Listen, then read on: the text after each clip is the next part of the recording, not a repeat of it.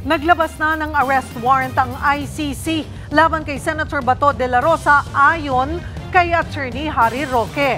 Nanindigan naman ang kampo ng senador na hindi siya pwedeng ipaaresto. Nasa frontline ng balitang yan, si Ian Suyo.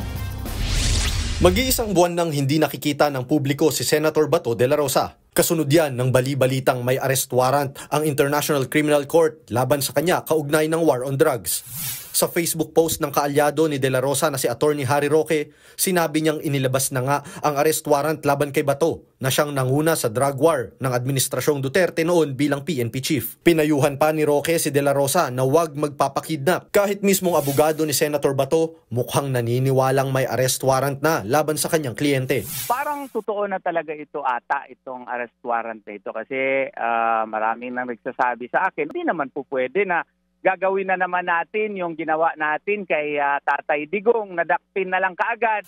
Ayon sa Defense Counsel ni dating Pangulong Rodrigo Duterte na si Attorney Nicholas Kaufman, wala siyang impormasyon tungkol sa umano'y arrest warrant kay De La Rosa. Pero muling nanindigan si Ombudsman Boying Remulla na totoo ang arrest warrant.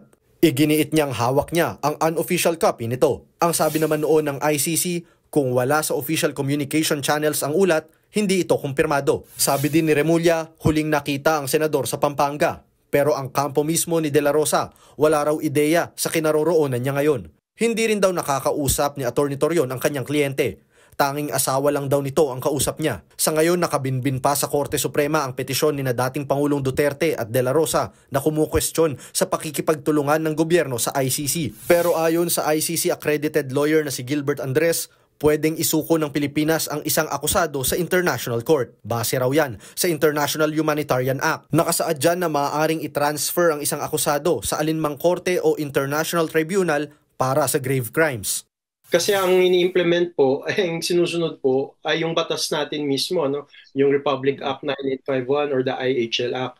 At ang mahalaga dito, ito po'y pinasa ng Kongreso noong December 2009 kung saan hindi pa po tayo parte ng ICC Rome Statute.